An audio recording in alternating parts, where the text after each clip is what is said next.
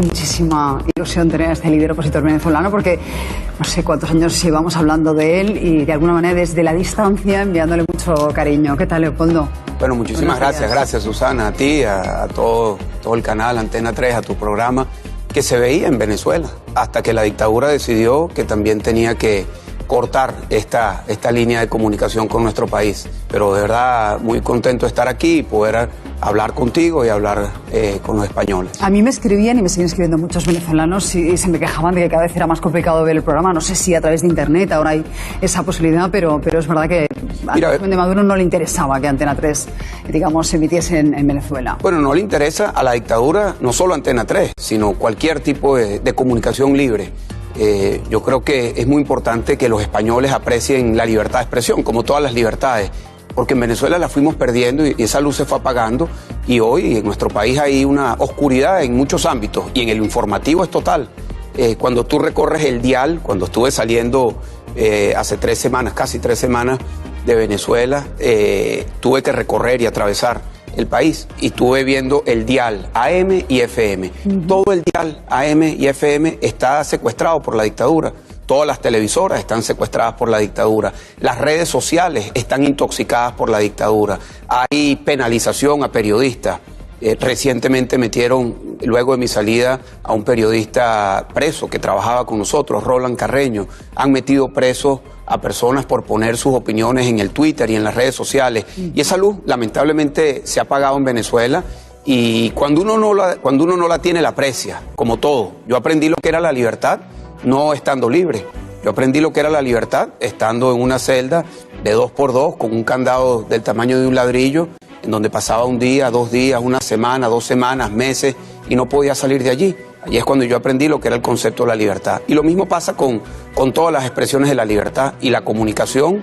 Hasta que uno no la tiene, la libertad de expresión, no entiende lo fundamental que es. Así que yo les digo a los españoles y a quienes viven todavía en democracia, que funcionan y que pueden expresarse, que aprecien mucho todas las libertades en toda su expresión. Y la libertad de expresión, por supuesto, que es fundamental para la democracia. Durante esos 3 años y medio que estuviste preso, te puedo tutear, ¿verdad? Sí, vale, claro, Me resulta extraño hablarte de usted, claro. No sé, fíjate que ya como si fuese de la familia.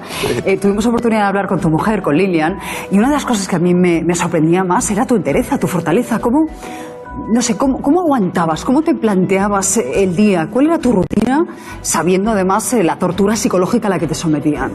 Mira, yo antes de llegar a la cárcel, yo me dediqué a hacer política de calle y recorrí el país muchas veces y me gustaba la organización popular y juramentar nuestras redes de activismo. Y estaba en la calle permanentemente.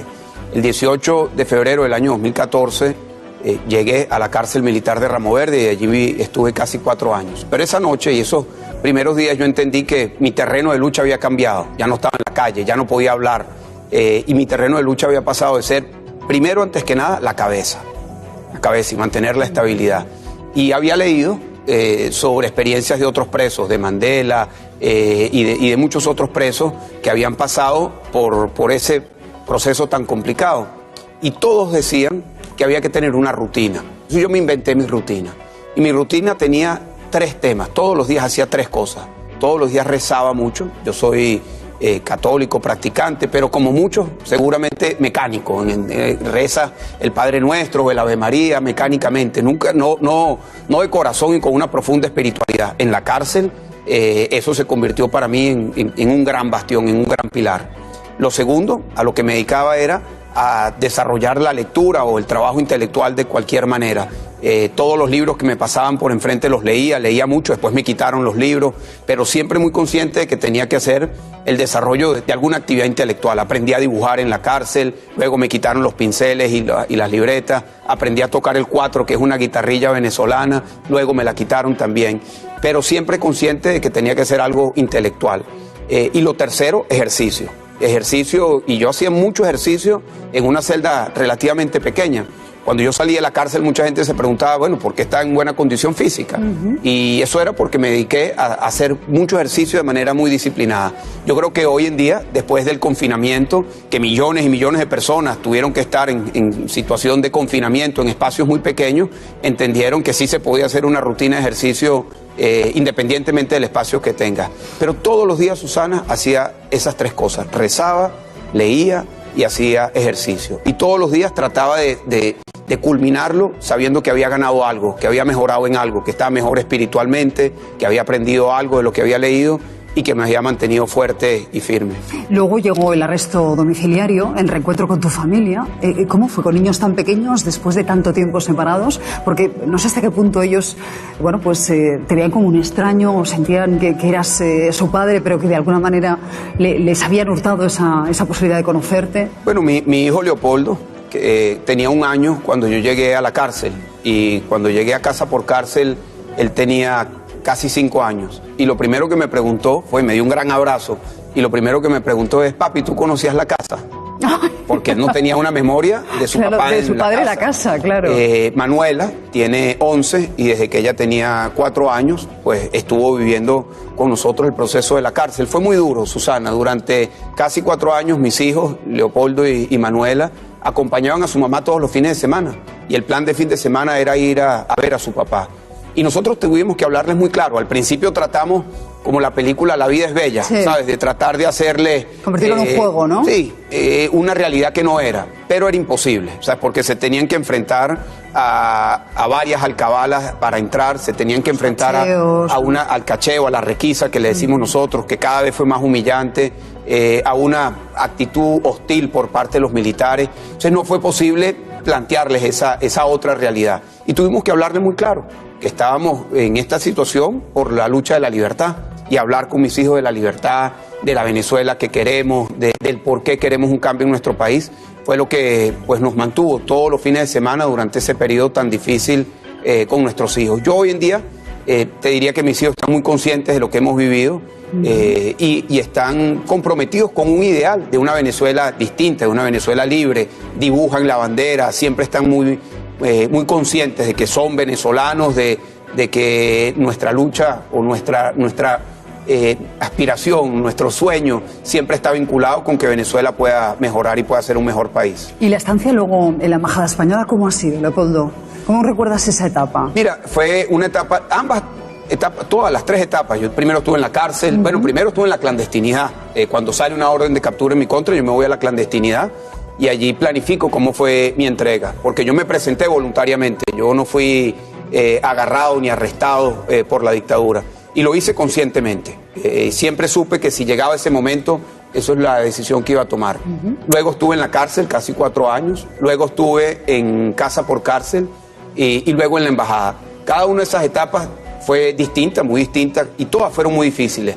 En la embajada fue muy difícil porque estuve durante 1 año y medio totalmente alejado de mi familia, de mis hijos, de mi querida esposa Lilian.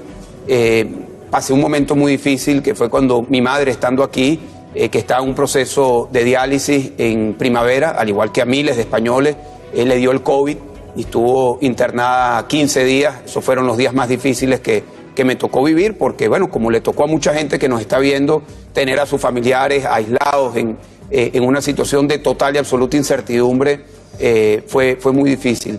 Y la estadía en la embajada, como tal, me permitió a mí aprender muchas cosas. Aprendí mucho del embajador, de la vida diplomática. Allí conviví con un grupo de policías que estaban en la embajada, de los GEOs, que fue una experiencia también muy importante, poder compartir con ellos, conocer lo que es ese servicio público tan sentido que tienen los policías, los médicos, las enfermeras, algo que yo admiro mucho de España, que es el espíritu del servicio público, la calidad del servicio público. Yo sé que quienes me están viendo seguramente piensan de su país que es un país que tiene muchos problemas. Aquí somos muy quejosos, no, yo lo sé, pero yo se los digo desde la perspectiva de un país que se fue apagando y que hoy estamos en las ruinas. Yo les diría que aprecien mucho lo que tienen, que aprecien mucho el Estado de Derecho, el espíritu de servicio público, que yo lo he vivido, lo viví con la gente que trabaja en la embajada, lo he visto con las enfermeras, con los médicos. He tenido la experiencia, como te dije, que mi madre... Antonieta, la acaban de operar, ¿verdad? ¿Todo ha ido bien? Sí, acaba de recibir un trasplante, gracias a Dios ha salido muy bien. Y eso también para nosotros ha sido un encuentro con un sistema de salud que funciona. Eso, no, y te iba a decir que además la Organización Nacional de Transportes Española es líder en el mundo. Eso sí que es algo de lo que nos sentimos todos los españoles sumamente orgullosos, porque ha funcionado siempre maravillosamente bien. Es un modelo que han copiado muchos otros países. O sea que ahí sí que no tenemos quejas, debo decir. Sí, a ver, cada quien desde su perspectiva siempre puede pensar que las cosas pueden estar mejor, y probablemente sí. Pero mi punto es que se aprecie la democracia. Mira, yo nací y crecí en una Venezuela pujante, democrática, la llamaban en aquel momento la Venezuela Saudita. Era un país que salía de todas las comparaciones con el resto de América Latina, la infraestructura, los programas sociales, la nivelación de la desigualdad, la educación, la salud, y durante pocos años vi cómo eso se fue destruyendo, y durante los últimos 20 años, bueno, se demolió completamente la democracia venezolana. Ya hoy nosotros no vivimos ni de cerca en un sistema democrático, y eso significa que los ciudadanos no pueden vivir libres, y eso significa que sus libertades no son respetadas sus libertades de expresarse, de reunirse, de poder votar y elegir, de poder comprar lo que quieran, de poder elegir su futuro, su carrera, su destino, su trabajo. Y cuando uno tiene todas esas cosas, a lo mejor no la aprecias. Yo creo que la libertad es como el oxígeno, que nosotros ahora estamos respirando, y respiramos porque hay oxígeno, pero no estamos conscientes de eso y no hablamos de eso. Bueno, la libertad muchas veces en los países democráticos se asume como algo que siempre va a estar allí, y no lo es. Y yo lo viví en mi propia experiencia de cómo perdimos las libertades, y ahora nosotros, por supuesto, nuestro sueño, nuestra vida la entregamos a lograr recuperar esas libertades, y más bien relanzar un proyecto de país en donde las libertades, la democracia, sea el centro de un sueño colectivo que yo estoy seguro que vamos a construir, que es esa mejor Venezuela que une a millones de venezolanos en nuestras aspiraciones. Yo conozco esa etapa tan bollante de Venezuela porque mi padre y mi hermano fueron migrantes en Venezuela, y efectivamente era la Suiza de América en esa época. ¿Cómo han cambiado las tornas? ¿Cuántos venezolanos ahora mismo están recalando en nuestro país? Yo te quería preguntar, después de 23 días en Madrid, ¿a qué conclusiones llegas sobre la política española? Porque además has dicho que los servicios funcionan, que el agua sale por los grifos, que las carreteras son fantásticas, pero ¿qué pasa con la política española? Estos debates que estamos manteniendo ahora sobre el peso de Podemos, sobre si Bildu tiene que formar parte o no de la ecuación, ¿qué opinas tú? Mira, yo te lo diría como espectador, que es como me lo estás preguntando. Yo te diría que veo con mucho asombro algo que no hay en mi país, que es una democracia que funciona. Son los resortes de la democracia, son los debates parlamentarios, un congreso en donde hay debates, es la opinión pública, son quienes pueden expresar una opinión y otra opinión y debatirla y permitir que la gente saque sus propias conclusiones. Es entender que hay una manera de que las democracias funcionen. Me preguntas, ¿qué le diría a los españoles sobre este debate? Que cuiden su democracia, que cuiden las libertades, que se involucren los ciudadanos activamente, que participen activamente en la política, que defiendan sus posiciones, que sean apasionados por lo público, porque lo público no es de los políticos. Los políticos no tienen el monopolio del público, lo público es de todos los ciudadanos. Y yo creo que hay que ser apasionados como ciudadanos en la defensa de lo público. Y bueno, por supuesto que hay distintas realidades. Te puedo decir mi opinión sobre lo que aspiro de la política española con respecto a Venezuela. Te lo voy a preguntar enseguida, pero tú has recibido, has sido recibido por parte del presidente del gobierno en Ferraz, no en la Moncloa. Hay quien dice que si Podemos no hubiese estado, de socio de este gobierno, el recibimiento hubiese sido otro. No sé si tienes quejas en ese sentido, y luego sí, te quiero preguntar, ¿qué crees que puedes hacer desde aquí para cambiar Venezuela? No, mira, el hecho de que me hayan recibido, para mí no es lo más relevante.